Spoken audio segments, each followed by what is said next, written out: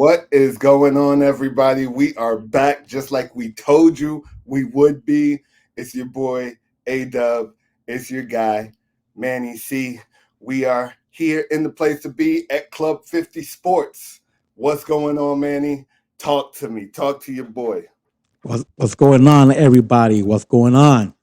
Yes, we are back, and we got some good content for all of you tonight. Please hit the like button and subscribe to the channel because we got some nice, interesting stuff to talk to you tonight about. And happy to be back. We are here another week. Again, we'll be here every single week. At least we're gonna try our best to be here. And let's Absolutely. get it going, Adam. Let's go. You heard what he said. We're here. Let's get it kicked off. We are going to start with the descending Eagles. They are no longer at their flying out or at their cruising altitude. What's going on with the Eagles? They have now lost two in a row and some pretty convincing losses against the 49ers and my Dallas Cowboys. What's going on with the Eagles? They're just faltering right now. Their defense is horrible. They're horrible. Let me give you a little stat from this year to last year. On third down percentage compared to last year, they were first in third down sack percentage. They're now last this year. That's a big difference. How can you go from 1 to 32? Uh, for me, that's horrible. Um, you're not gonna win games like that. And on the offense side of the ball, they're I think 43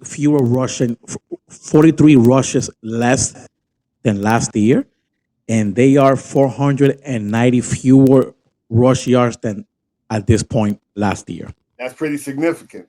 That's pretty That's pretty significant. significant. DeAndre Swift, don't get me wrong. I mean, 11 carries for 39. That's not going to get you anywhere. I did see that AJ Brown. I mean, I saw that AJ Brown and Devontae had a pretty okay game, respectively.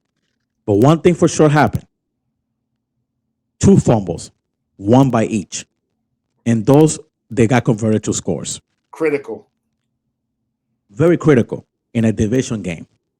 And right now, they didn't look good. Jalen Hurts also didn't look good. I mean, that fumble early in the game, they were driving. He fumbled the ball away, and that disaster started. That disaster started very very early for them. From that point on, I was like, it's not looking good for the Eagles. I kept seeing the Cowboys were coming. It was like an avalanche of pass rushers coming at Jalen Hurts. They didn't get anything going. They got flustered. He never felt comfortable like on Sunday in the pocket, and that's not good. Like that protection was not that good. I gotta give it to the Cowboys front four. They You did their job. already know. Come on. They came through. They came through for me, and for Cowboys fan. I said it. I was like, you know what? The Cowboys will win this game, and that Prescott did 22 or 39. Okay, with two touchdowns. It's not bad, and no picks though. That's what I care about. No turnovers. He didn't turn over the ball, and that was major. I think that was major this past week for Dak Prescott. What do you think? I'm going to tell you right now. The 22 for 39. I'm not looking at the stats so much in this game. In all honesty, I think that the eye test kind of gives away what took place in this game. Dak not giving away the ball, which is something that was being a hindrance for him last year. He led the league, missed 4 games last year with the thumb injury, and still led the league in interceptions last year. That's a recipe for disaster. We all know that you can't give the ball away. The quarterback can't give the ball away, and you got to put points up. The only way that you can put points up is by making sure that you take care of the football. Dak has been doing just that this year. To me, Jalen Hurts looks hurt. He looks injured. He doesn't look like himself, The same. like the Jalen Hurts from last year. You see him limping around. You see his teammates picking him up, like he can barely even get himself off the ground sometimes. Um, when it comes to those fumbles, again, critical. They can't have them. This team is not good enough to make those type of mistakes. The secondary is abysmal. Me and you can throw against them. Me and you, Yeah, comfortable. and they can't tackle anybody either. Debo Yeah. Samuel was running through them like a hot knife through butter last week. You know what I mean? They just couldn't bring anybody down to the ground. So this team is just not good enough to play that type of mistake-filled football. One other thing, we were putting the Eagles up. We were kind of like hoisting them on our shoulders already all year. 8 of their 10 victories have come by 1 score or less. 8 of them. So they have been playing in very close games, and they've been winning close games, which is important. But I got to tell you, the Eagles, they don't look all that good. They don't look as strong, as formidable as we thought they did during the beginning part and middle parts of the season. So that's to be seen. One question I will throw out there to you, just because it's kind of on the same subject, more or less. Who, if you were voting today, who gets your MVP? I want to say Dak. I want to say Dak Prescott. You're gonna, I you're want gonna to say say Dak, Dak you're gonna say Prescott. Dak Prescott, even Yeah. over Brock Purdy. The thing is that Brock Purdy has more weapons and is better surrounded with a better offense or side of the ball than Dak Prescott. And I think that Dak Prescott has made very, very good pinpoint throws in the games since that 49ers loss that they had, the Cowboys. That guy has looked completely different. Dak Prescott. I want to say that he has looked the best I have ever seen in his whole career in this stretch of games. I agree. He's taking good care of the ball, which that's what we like. And and if you want to win a playoff game, you wanna look like that. And by the way, like Teron Smith, he has looked fabulous this past year. His left tackle. He's been a little bit of injury prone like the past couple of seasons, Correct. and we all know that. And that guy has been pretty durable this year, and he's on his way to another Pro Bowl for sure. After Godzilla, he'll get my vote in for sure to go to the Pro Bowl. He has played phenomenal. Has not allowed like 1 sack this year, and I gotta give him props, man. I gotta give the Cowboys O line props. But like I said, I think Brock Purdy is not there yet. He has, I think, a better supporting cast this day than Dak does. So I'm gonna give it to Dak. I think he has what it takes the remaining of the games for this year to be effective. I think that Dak and I think both of them are definitely deserving. We'll see how it Yeah. plays out. But yeah, so Eagles, we'll see. We'll see what happens. We'll see what continues to happen with that team going down the stretch. They've got a pretty easy schedule. They play the Giants a couple of times. They play the Cardinals. So we'll see. We'll see how the rest of the season goes for them moving forward. What what's up with the Steelers? What's going on? The Patriots look like they could not beat an optimist team over the past few weeks. The Steelers are still trying to fight and maintain or stay in playoff contention. They go into Foxborough and they let the lowly Patriots beat them. What's going on? I think I gotta blame this one on Mike Tomlin for sure, and the offense. He just cannot seem to get the offense going. And I know he's a defense outside of the ball guy, but your offense has some talent there. You got Harris, you got Pickens, you got some dudes that can play ball. It's not that they have a bunch of no ones there. Yeah. I understand that Mitch Trubisky, he's not quite the NFL starter, but he has been a starter before in his NFL career. There's no excuse for you to go to Foxborough and you lose like that. You are now 3-10 against Bill Belichick. this was the year to get him to improve your record against Bill Belichick, and you falter. Like your team didn't come to play. I mean, they allowed 21 points. So his defense is very good, though. The defense is very good. It is. It's a But solid. back to back weeks, you lose to the Cardinals and the Patriots.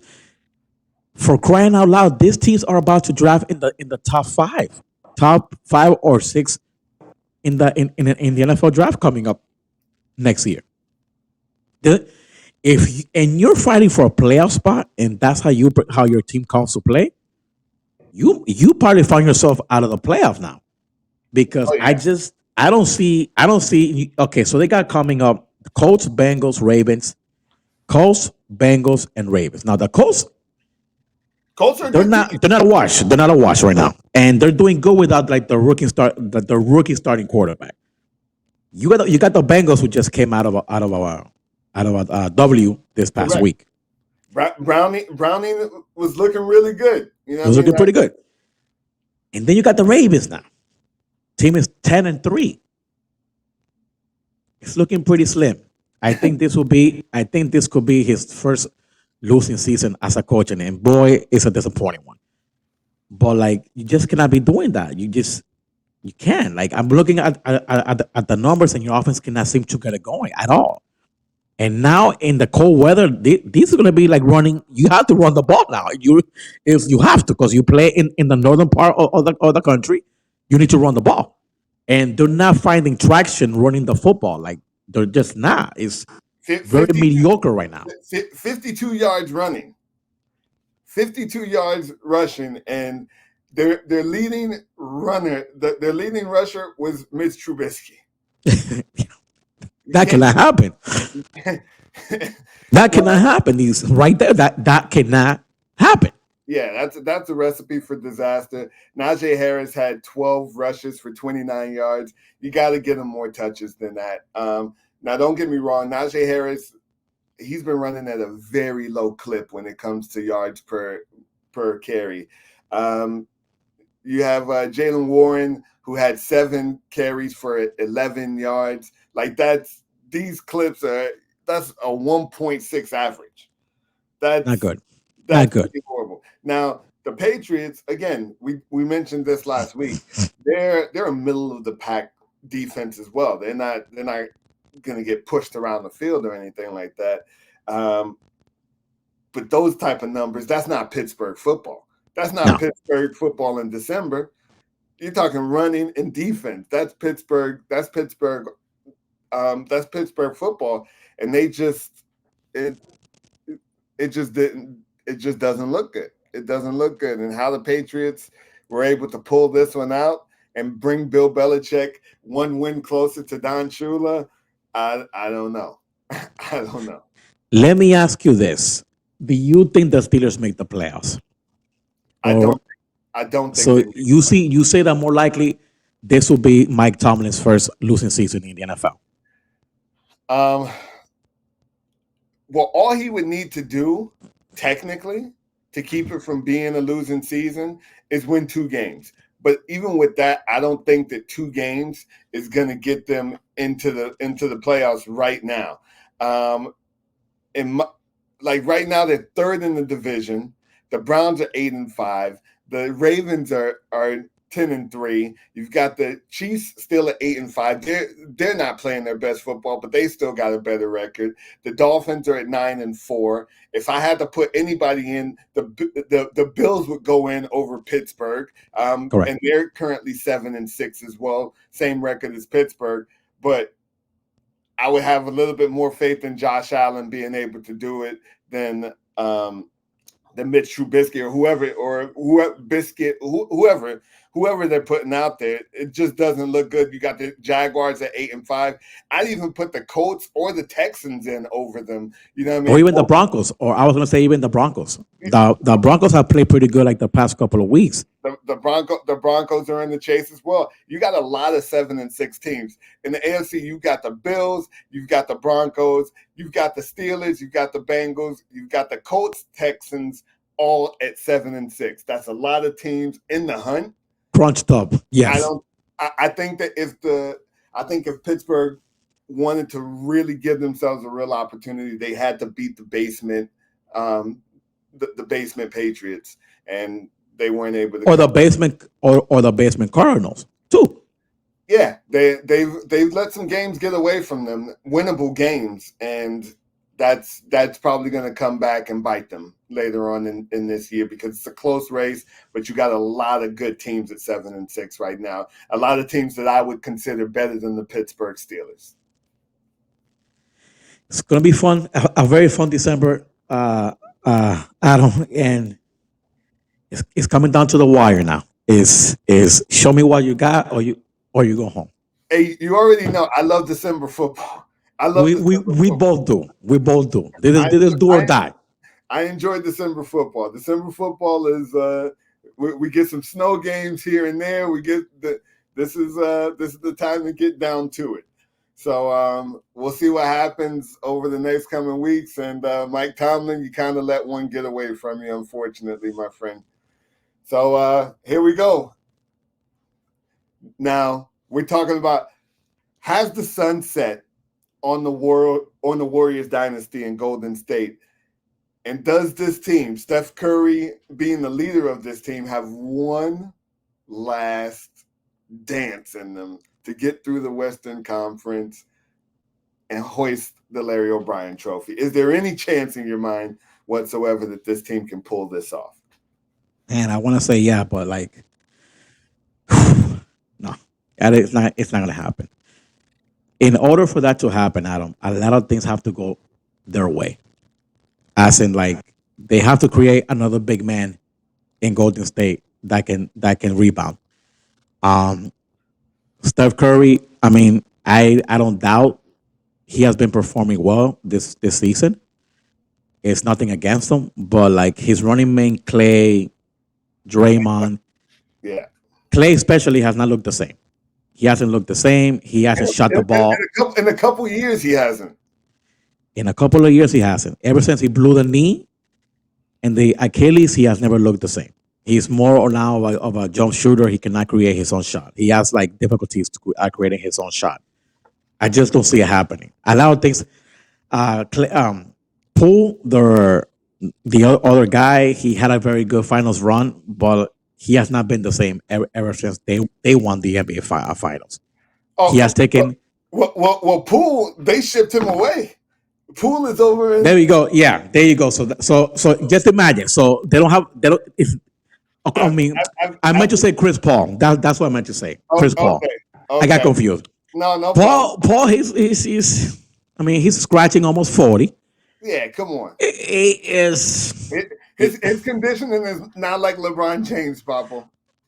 Whoa, not a lot of athletes out there are their conditioning is like LeBron Not a lot of James. human beings. Remember that LeBron James is a whole different breed, you know. But this team, they don't rebound, Adam. They don't rebound. Draymond Green is not what he used to be. He ain't that defender. Draymond Green is not the defender that he used to be when he used to cover like the five positions in the on the floor. He's not that no more. He's a contributor, but he's not a dominant force. Like he cannot dominate a game like Curry. Curry on any night can shoot you like 7 threes if he could, and he could just dominate. I like that. You know what? I'm gonna be jacking up threes today. Clay no more cannot do that. Clay might give you maybe once, maybe two of those games a month, maybe once or two a month. Yeah. But in a playoff series, in a 7 game playoff series, you need that to be every day, every other night. And I don't see it. I don't see them there, Adam. I want to say yes, but like they're an aging group, my friend. I just realized that. Like I've been realizing that this past year. Like they're an aging group. They're not they're not running like up and down the court how they used to like 5 years ago. They're I'm gonna, not. I'm gonna be honest with you. I'm not running up and down the court like I used to 5 years ago. Time catches up to us all. I'll tell you what. In all honesty, I'm just gonna make this fairly quick. I don't even know why we're talking about this. I gotta be honest with you. all of these guys are in their 30s. They don't look the same. They don't play with the consistency that they once did. Like you said, Clay, you might see glimpses of what he used to be a few years ago or before the injuries, but he is over 30 now. He doesn't have that explosive to the rim. He used to be that player that, yeah, you know what? If you started respecting his shot and you start coming out on him, he could drive by you. And he was good at the rim. He was good finishing at the rim. He doesn't have that same explosiveness. The spark plugs, they're old now. They don't fire off the same way that they used to. So Steph Curry, of course, we still understand that he's got a great shot and he's gonna do what Steph does. But the competition has gotten so good in the West right now. The competition the competition level has risen, and they've gotten older, as we've stated multiple times already, and we all understand that these windows in time are only open for a short period of time. And as it turns out, the Golden State Warriors will always remember that dynasty. It was a fun dynasty to watch, but the sun is set. It's over. And another thing to add is that Clay is not the same defender that he used to be when he was young. Because he could lock down some of the best. Like he could lock you down at a younger age, But like Booker has been handing it to him, ever since every time they play. Booker has been handing it to him. That's what listen to what you're saying. So it's a they're change. aging. It's a But change. guess what? They had the run. They had the run. It's a changing. It's a changing of the guard. It's a changing Yeah. of the guard. Everybody has that time period where Jordan to Kobe and or to Iverson, all these guys. It's a changing of the guard. You know what I mean? It's time to hand over the baton. They had their time. It was a great time. I'm not a Golden State fan, but I got to be honest.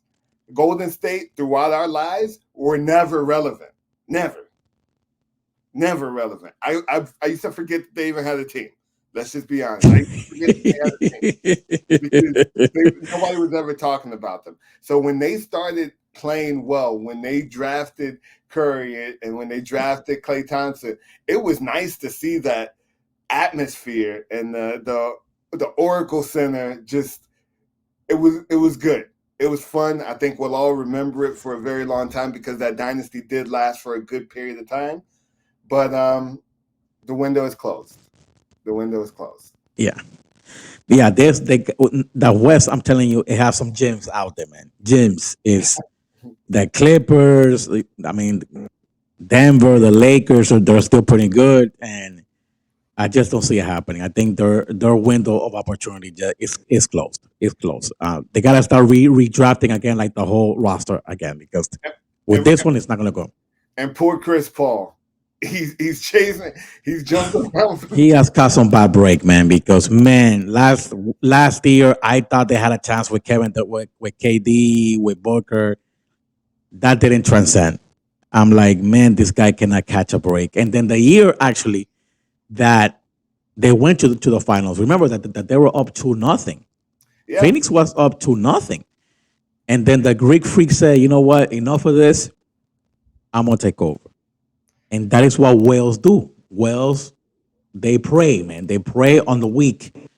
And that's what happened. The Greek freak came to play, and then the rest is history. They never won again, a single game again. That series went 4-2 to 6 games. Does Chris Paul ever win a championship? Does he ever hoist that trophy? Man, Adam, I want to say yes, man, but like, because I'm a big Chris Paul fan. I think he should have went to the Lakers. He should have went to go play with his boy. I think he should have played. He should have went to the Lakers. I gotta say that. Golden State. Oh, and it didn't have to be the Lakers, but I just feel like Golden State was not the spot. It just wasn't. The time has come and gone. Um, maybe the Disappointing. It's disappointing, but he's not gonna win. He's not gonna win. That's it. That's it for him, man. That's it for him. uh, poor, poor Chris Paul. Poor Yeah, Chris man. Paul. Sticking to the association. Um, Lakers win the first ever NBA in-season tournament championship. We talked about this last week. I told you I wasn't impressed with the whole thing. Maybe there's something that they can tweak to kind of get me into it next year. But this year I wasn't overly bought in on it. But the Lakers did win it. They won it amongst some controversy because last week against the Suns there was a timeout kind of debacle issue with the referees. What do you think? Does this change? No, I like what I saw from the Lakers. You know, finally, AD decided that he wants to play. He came out. He had 40 and 20. Brown had his normal 25 points, and I like this kid Reeves, man. He had 28 points. I like him a lot. I really like him a lot. The Lakers are better than last year's team. I'm gonna say that. But in order for them to keep this momentum going, AD has to play like this. I'm gonna say 3 out of the 7 days out of the week. He needs to keep it. He needs to be at least around 30. I like AD to be around 30. Brown to be around 25. Austin Reeves around 20. And these are pretty manageable goals that I think is doable. These are doable goals. I think AD has the potential to be there, dude, to be around 30 points every night. That guy is unstoppable when he wants to play. Look, he just had 40 and 20. 40, that dude, grabbing 20 rebounds is not easy, Adam. You know this, dude. It's not easy. That's a lot of boards. You know what that shows me? That shows me effort. Grabbing 20 boards, that shows me effort. That means that you're in the right places. That means that you're reading the angles when the ball goes up in the air.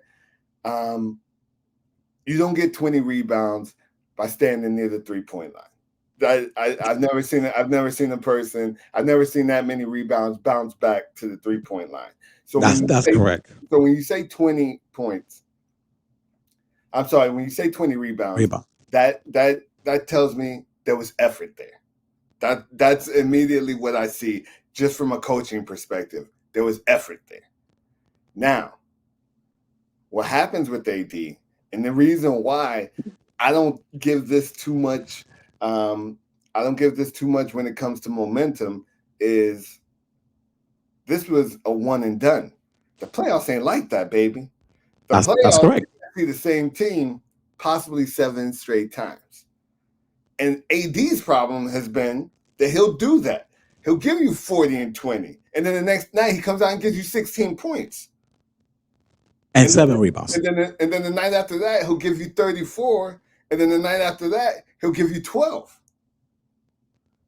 And for me, I just don't understand the roller coaster ride. I love roller coasters. Don't get me wrong. I enjoy them. But I'm sure the coaches don't enjoy seeing a guy go out there and not knowing what you're going to get out of this play. And to me, that boils down to effort. It has to. What else could it possibly be? You don't get 40 points by there's no 40-point play. That means that you're aggressively shooting the ball. You're aggressively going to the hoop. You're getting to the free throw line. For you to come back out the next night and give 18 points, that just means that there's a falling off of effort. That means because he did that. He did that this past year in the playoffs. He did that. He had 40 in the first game. Then he came in the second game and he had 18 points. I'm like, what are you doing here? What are we doing? Do you want to have a chance to beat Denver? And that thing is why they beat Denver in the bubble that year is he looked unstoppable. like in those in that playoff run in the bubble. That man looked unstoppable. He Correct. looked like the franchise player that the Lakers envisioned. But like ever since that way, his injuries, his inconsistencies, it just hasn't gotten there. Like it hasn't gotten there yet. He's not there. He's just not there. Again, for me, I don't think that it's a matter of lack of talent. I think that we all No, understand that Anthony Davis is an extremely talented basketball player. The sense of urgency for me is just where I shrug my shoulders. I don't understand. Do you not understand that it's a playoff game? Do you not understand that all of these games are important? This is not like the regular season where you can have a great game and then you can kind of take a game off against, let's just say you're going up against a sub 500 team. Maybe you play a little bit. No, in the playoffs, you're playing the same team that is also in the playoffs, just like you. They earned their spot in the playoffs, so there is no off nights. You're not gonna be facing the Hornets or you're gonna be facing playoff teams every single night. So guess what? You got to bring it every single night, and it seems like there's this up and down flow with him that I don't know if this helps them, because if the NBA Finals playoffs were one and done, I think that the Lakers could probably win it every year, because Anthony Davis can that's definitely correct. give you one game. He can definitely go out there and drop a 40 or a 50 piece on you. Not a problem. Can he do it consistently and win you 4 out of 7 games? That's the question. That's where the question marks come in. I don't know if this helps, to be honest with you. Like I said, I wasn't a fan of it in the first place. Good for them for winning the championship. What is It's it? like you said, Adam. It's only one game. Bring it in a series, and then I will praise you. I will praise you. Do whatever you want. But like I need to see this more. Well, one thing I have to say though, he has stayed healthy throughout this year though. He has been pretty healthy. Now, But now, like now, let me ask you this. What do you think about them raising a banner for this in-season tournament? What do you think about that? I've got a quote for you real quick from Kobe Bryant. And this just came up in the news recently, just because, of course, we know what Kobe Bryant meant to the Lakers. Um, he says, "There's a mentality here. This franchise is not about hanging division banners. It does not hang conference championships. We hang one banner and one banner only, and that is NBA titles."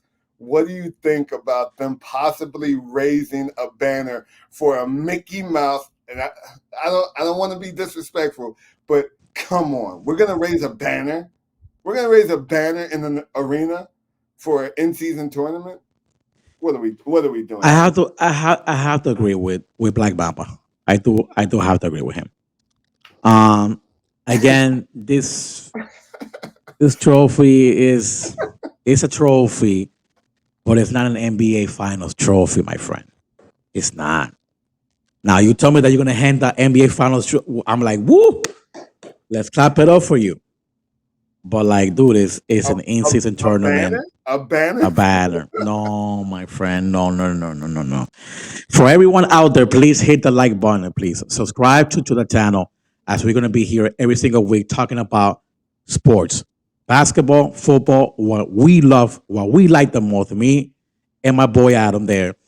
Please subscribe, hit the like button, and yeah, Adam, that's what I have to say. It's a Mickey Mouse banner. It's like I'm totally correct with you on that. It's a Mickey Mouse, but I do agree with the Black Mamba and that Yeah. statement. Rest in peace, Black Rest in Mamba. peace, man. He was a great We player. miss you. Yeah, but I don't think they should raise any banners for this. This is No, no, man. give them a trophy. Yeah, that's it. That's it. That's it. Yeah, we're gonna leave that alone. I don't think that I don't think that's a necessary thing to have a ceremony and all of that. I think I think that's a little bit over the top. Um, Manny said that we talk about basketball and football, and we do a majority of the time. However, we are sports fans, so we may venture off into other sports occasionally. At this time, we're going to talk about our guy getting the bag. Fat back. Fat. Shohei Ohtani signs largest contract in baseball history. The Dodgers gave him 700 million reasons to put on the to put The on jersey. The jersey. to put on the blue and white. So what do you think? Is he deserving of it? What do you think about the contract? Adam, when you have won multiple MVPs, league MVPs, you are deserving of that contract. He is the new Babe Ruth of me and yours generation. Of course, none of us saw Babe Ruth. Neither did our dads. Neither did our grandpas. None of us saw him. It's a long time But ago. Babe Ruth was a two-way player. He can hit and he could pitch. And I was not surprised when they gave this man the 700 million. Remember that I told you this in our past shows. We agree upon this, that he is worth more than $500 million. And he got 700. We were like, what, 200 short. The way that they did it is they based it off a portion was pitching and a portion was slugging.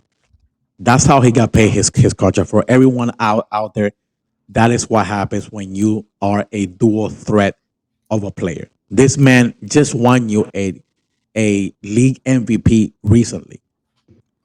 And he pitches well and he bats well. He is a very special generational player that I have never seen a baseball player like this in my whole entire life. I have seen great hitters like Barry Bonds, like Sammy Sosa, Mark McGuire. You remember that we were like in high school when that home run thing was going around between McGuire and Sosa. Correct. But this man is totally different, man. This is a special player. This is very special. And not only now for everybody out there, he's not going to pitch next year because he did have a rotator cuff surgery. So he won't pitch next year. For if you are a Ohtani fan, just know this: he will not pitch in 2024. But he'll be ready to pitch 2025 though, for sure. Nah, But he's what this he's guy well can put up- deserving. This guy can put up double-digit strikeouts. You know, what I mean, he's fully capable.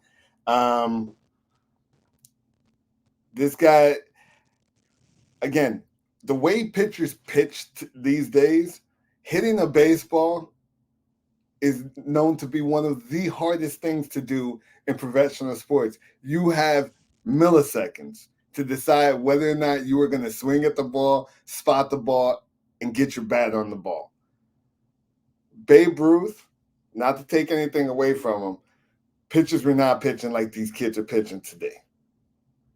The way these kids are pitching today, they've got multiple different types of throws. You got sliders, you got split. There's a science to this now.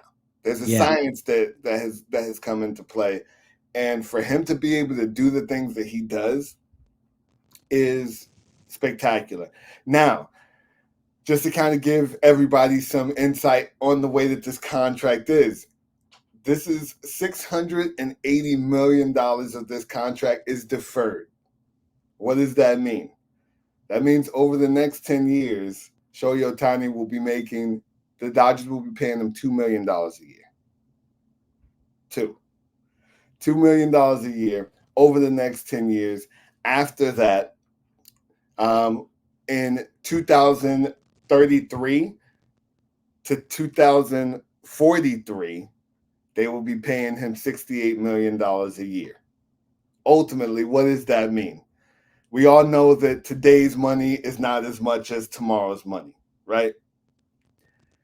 So what they've broken it down as is that this contract is basically going to be about $46 million a year when it's time for the Dodgers to actually start paying him the big time money. Now, is it a big contract? Of course, biggest in history up until this point, absolutely. But they found a way around collective bargaining. They've also found a way around being able to bring in more players. So taking the $2 million a year, that allows them space to be able to do other things. The Dodgers should be a really good team with him. The kid, even with all his talent, hasn't won anything yet. So we'll see how that translates to the Dodgers. Hopefully they can get They have to get some pitching going because their pitching is very weak. Yeah. They don't have great pitching no more. But they have some other guys around them. You know what I mean? Yeah.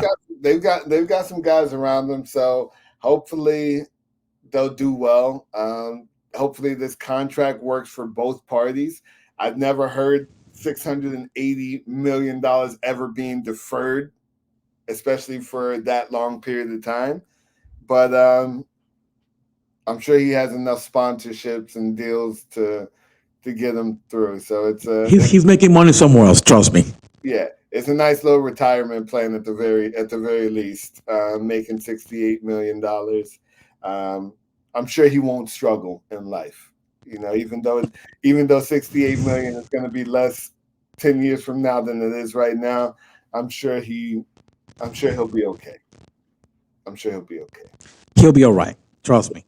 He's set for life. He's set for life. Yeah, he won't be asking for spare change anytime soon. What'd you give him? Some spare change. Like coming to him. Some pocket change. Pocket change. No, remember it was pocket change. Pocket change. What do you give that guy? Pocket change. All righty, my friends. So moving on, we have the Los Angeles Chargers, who, man, I have given the Patriots. I've given them a lot of. I've given them a lot of problems this year. Basically, the way that I've spoken about Bill Belichick, how putrid the offense is, but we can't forget about Brandon Staley and these Chargers. He's got to go, right? He's got to go, and so has and right now I'm doubting Kellen Moore as an offensive play caller because I thought that the Chargers were going to be better this year with Kellen Moore, and can it be the loss of Mike Williams? Can it be his loss? Because you're not going to sit here and tell me that he's a Tyreek Hill or let's say even a Stephon Diggs out there. He ain't that type of wide receiver, Adam. He's no Justin. He's no Justin Jefferson. My friend. So the Chargers they went for. I'm going to compare them from last year to this year. In 2022, they were 8th overall in offense. In 2023, they're 17th in offense, total offense. They have averaged 30 points. They have scored 30 points 3 times this year. 3 times. And that is with Austin Eckler, with Keenan Allen, which I like a lot. That dude, that kid is nice, yo. That kid is nice. He definitely is. And he has helped you out a lot in your fantasy team. That's for sure. I appreciate you, Keenan. Thank you very much. He's been doing great. They have only scored. Imagine, like compared to the Dolphins, that the Chargers have scored 32 touchdowns this year. The Dolphins have scored 53. 53. Right now, as we stand, right now. Who do you blame? Like, do I blame? And Herbert, before I stop, Herbert for me has regressed this past season. I think he has regressed. Maybe it's the first year under this system with Kellen Moore.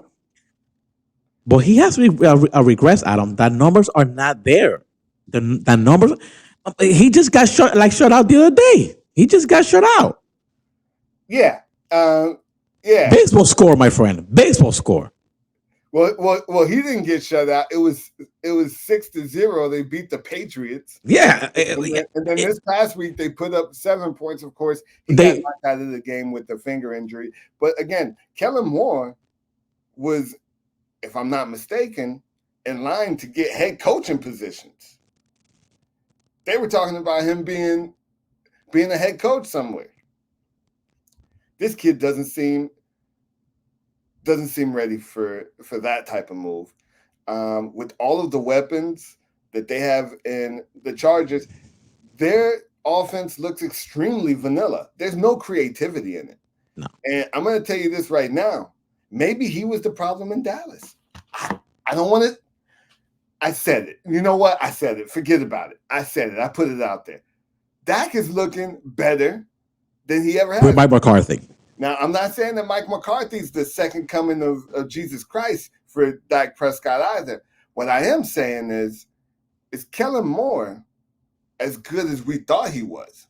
Because last year's offense with Kellen Moore was also very basic, very vanilla, no creativity. In the Andy Reid, we always bring up Andy Reid because we love the guy. Hopefully I'm able to meet him one day.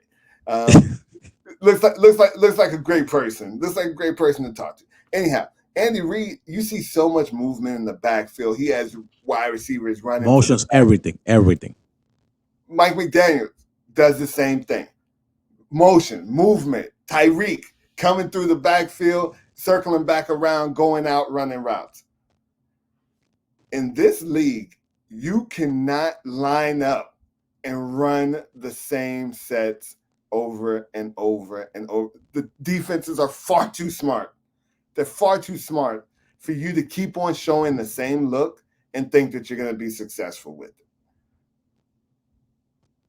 Maybe Kellen Moore was the problem in Dallas. I don't know. Dak Prescott's looking better than he has in years. I remember like the first game against the Dolphins, man, it was like a high scoring affair. It was like 36-33. And I'm like, ooh, they're looking very good this year. They have a potential to like set like NFL records, like for high scoring offense. And then the offense just got anemic. Like you said, like last week, 6-0. They beat the Patriots, and then this past week they were about to get shut out like this past week because they lost like 24-7. Correct. They were about to get shut out this week too, and no. So when Herbert went down, they were getting shut out. Because I remember, because I was like 17-0 when I saw that the game was like, I was like, oh, they might get shut out, and it's just the offense does not look the same under Kellen Moore. I think this regime will all get fired. I think at the end of the year, I think Kellen Moore, unfortunately, everybody needs to go.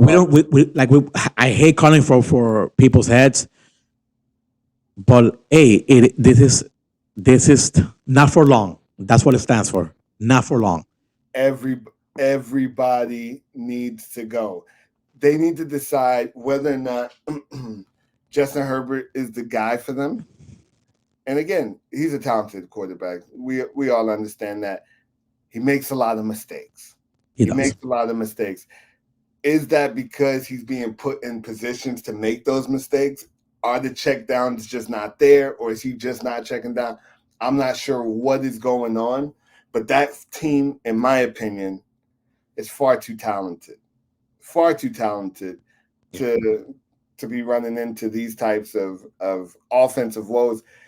6 points and 7 points in consecutive weeks. I'm sorry. You just it's offensive. It's offensive, these offensive woes. It's offensive. It truly is, man. It's bad football. And nobody wants to watch that. I've been watching some of these games, these field goal games, and I'm just like, come on. The rules have changed to create more scoring, and these guys can't score.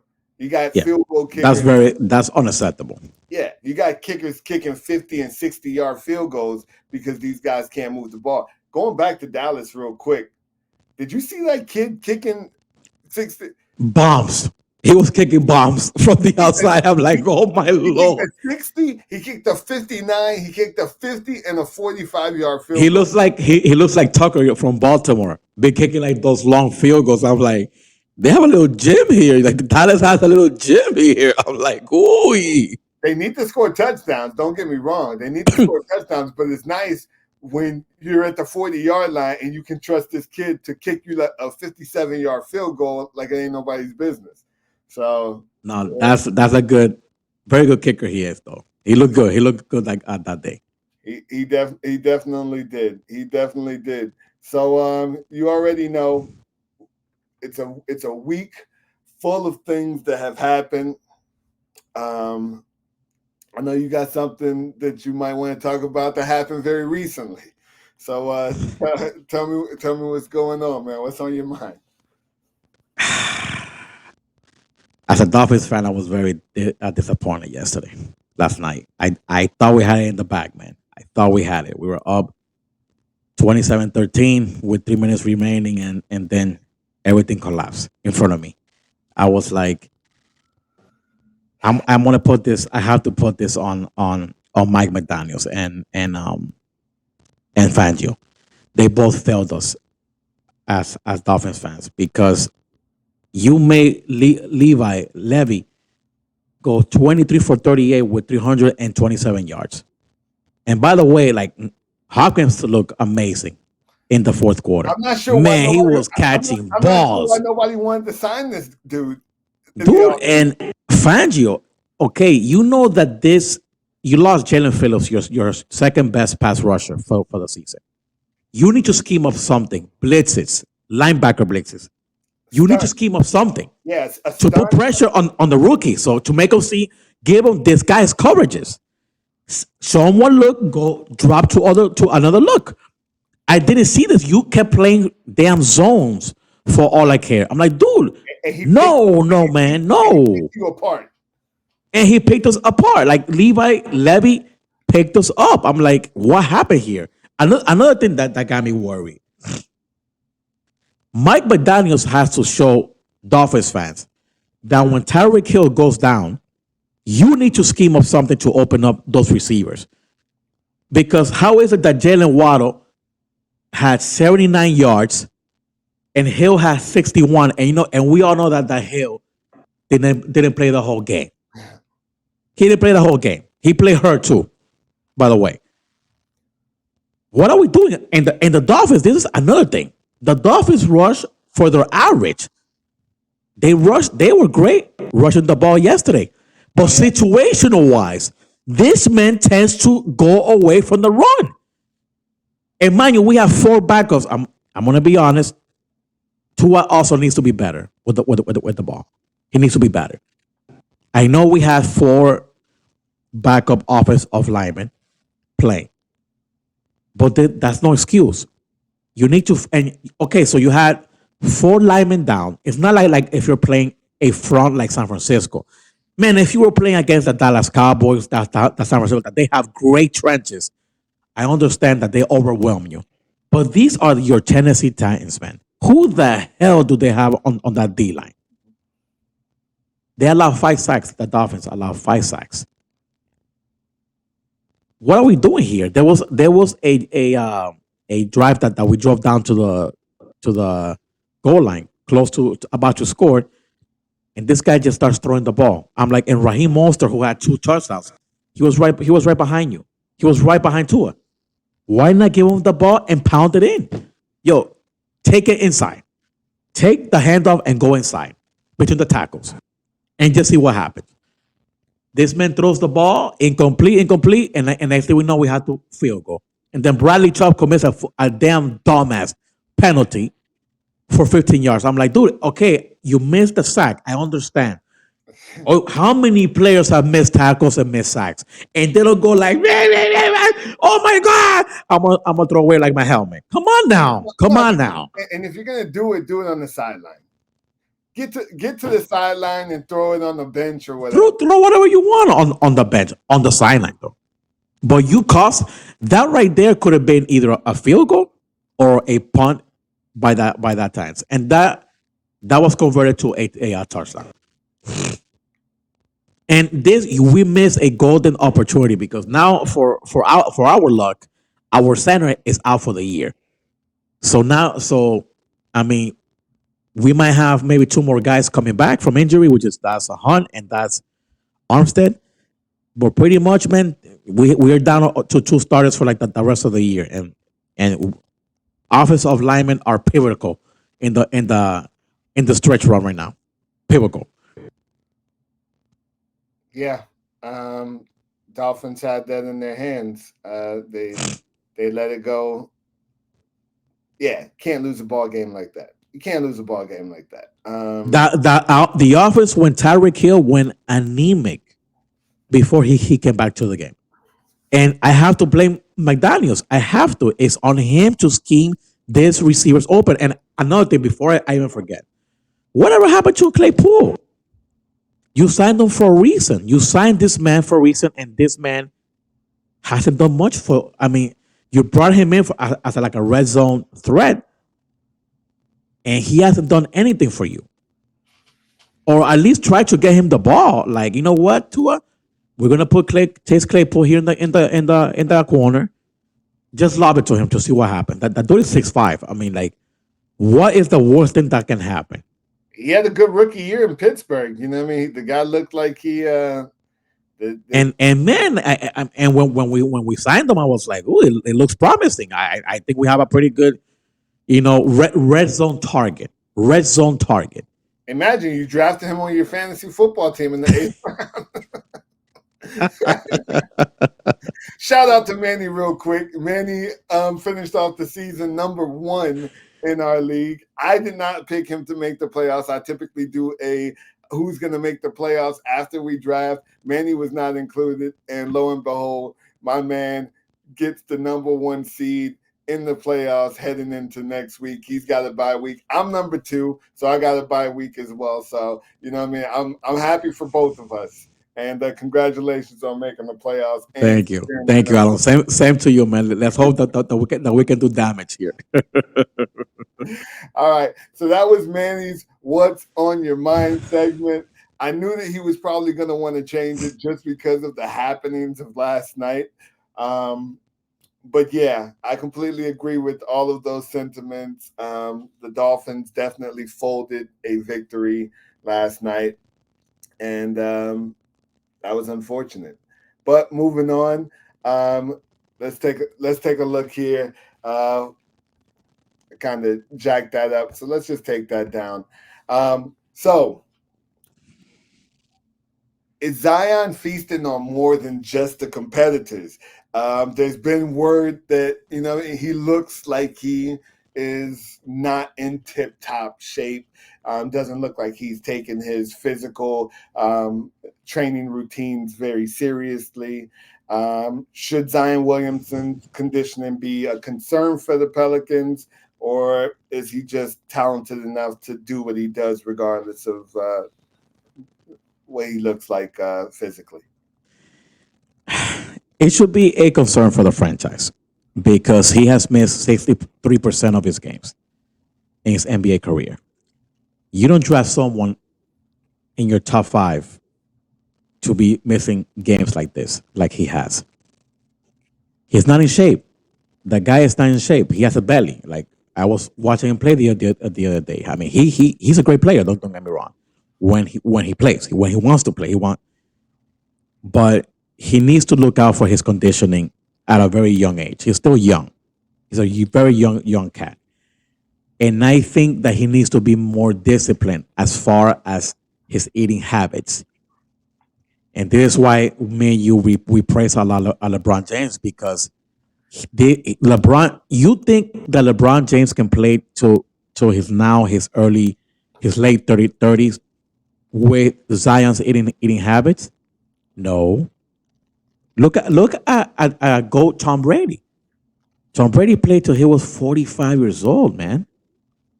You think that with those eating habits he would have reached that age playing in the NFL? No. That's because Tom Brady eats seaweed. I've seen what that dude eats. I'm like, yuck.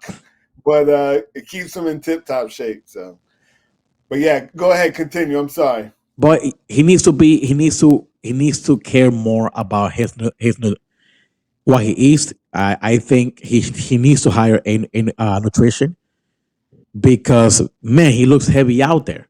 Like, and Adam, basketball is a conditioning sport, man. You got to keep running up and down the court, and that wears you out. It's gonna warn him. It's gonna wear him out.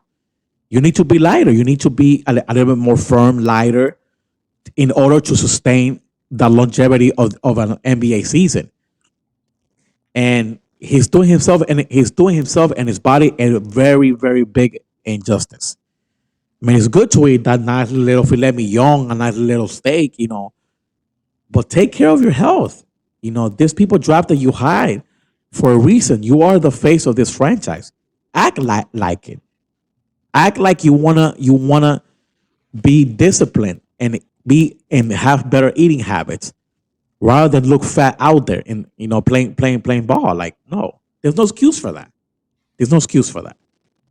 Yeah, and not just the running portion. I think that he dunks the basketball a lot, so he jumps. So the impact on the knees when you're coming down with the 280, 290-pound frame, over time, that's definitely going to create joint issues, ligament issues. That's why he's typically blowing his knees.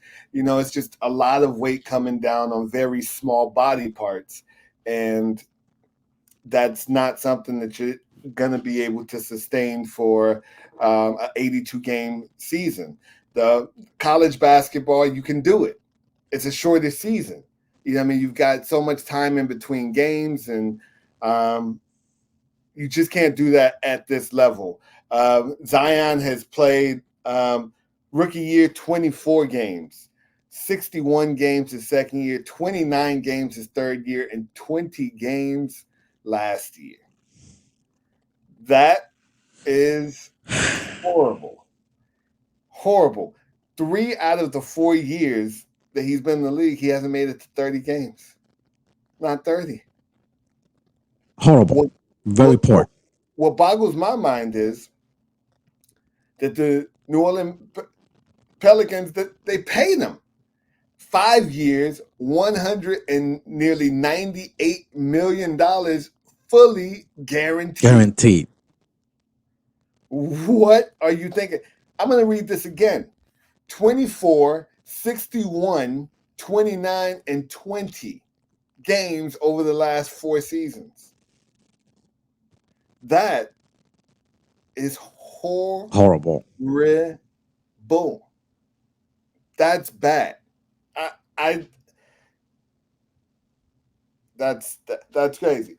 And he's never averaged over 33 minutes a game. He's never averaged 33 minutes. So he's getting hurt, and he's not even bringing it to like 40 minutes a game. Like LeBron, his first 4 years in the league, averaged over 40 minutes a game. Of course, yeah, he was 18 back then. Yeah. But Zion is not very much older. He didn't come into the league as like a 22 or 23-year-old. No, he came in young. Young. LeBron was playing 40 minutes a game. And again, we're not going to compare. We're not going to say, but you got to get closer. How are you getting hurt at 33 minutes average a game? At that age, you're supposed to be playing at least minimum of a 38-minute game. At that age, consistently, every single day. You're young. You are young. What's going on, man? You gotta eat healthy. Let's eat healthy. Let's get in the gym, hit the treadmill, and let's go. Like this, New Orleans drafted you high for a reason. You are the face of the franchise. You are the franchise. Act like one.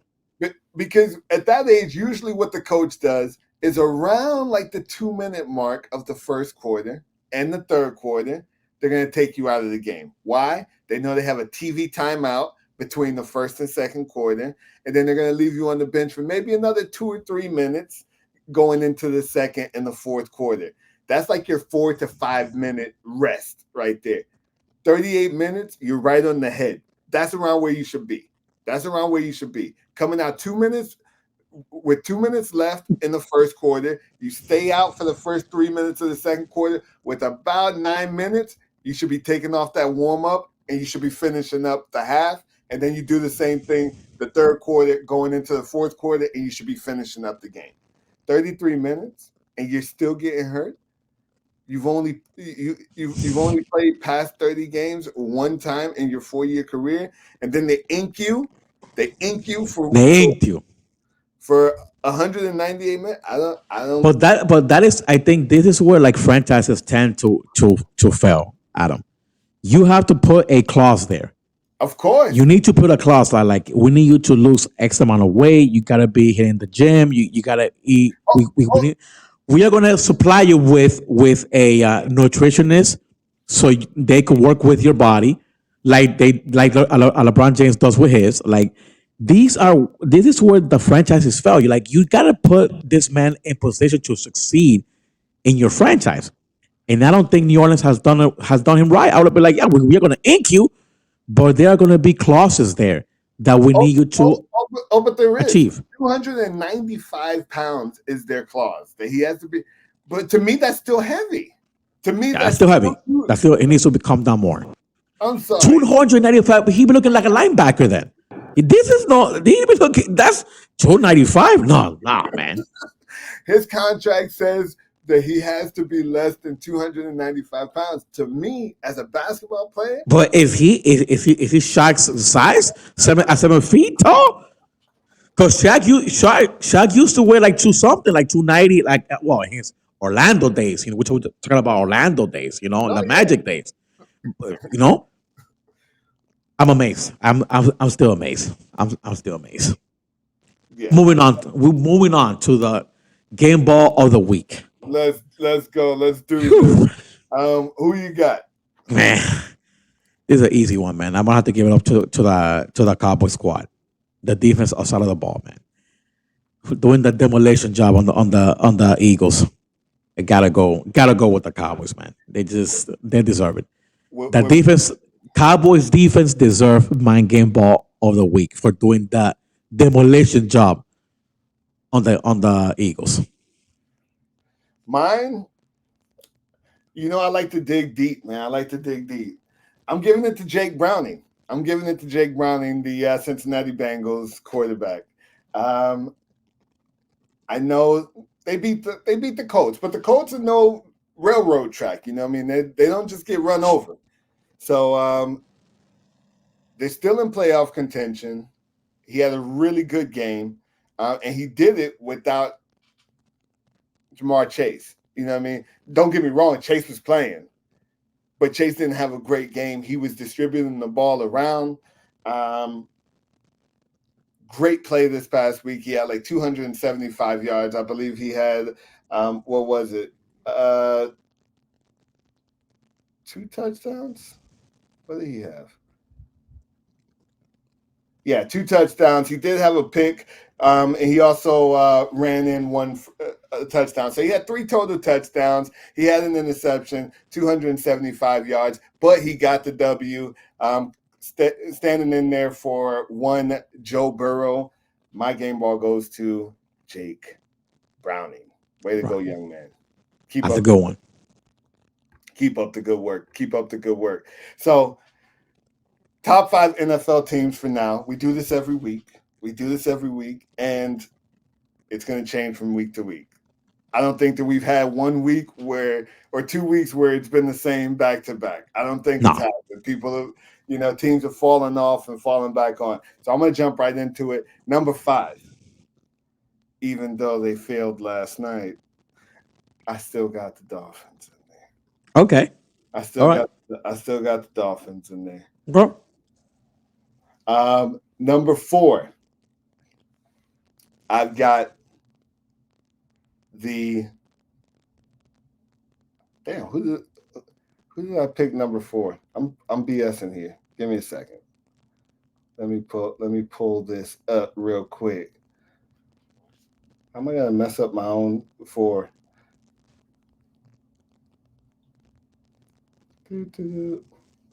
Kansas City Chiefs. Okay. Kansas City Chiefs.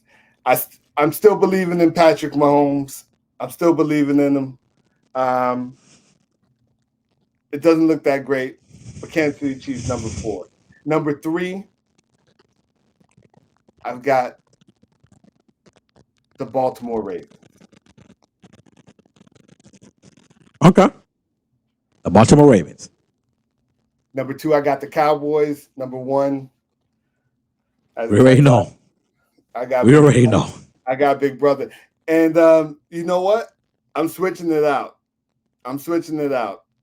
No, I'm keeping it the same.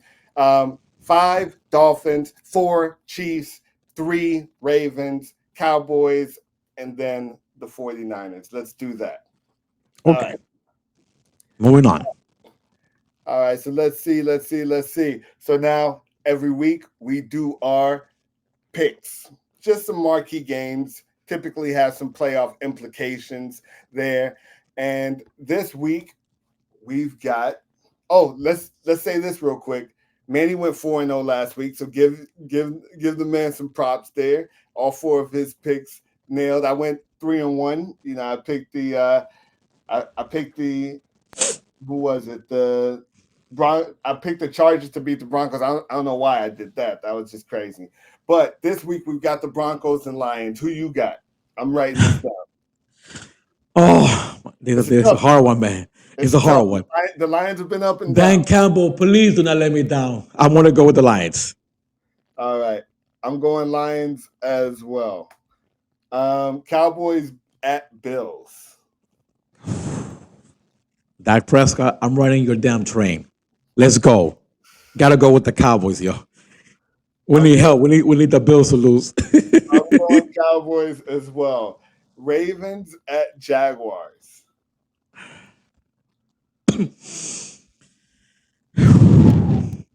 I want to go with the Ravens, man. That Jaguars have not looked the same for a couple of weeks, man. I'm going for an upset here. I am going Jaguars. Okay.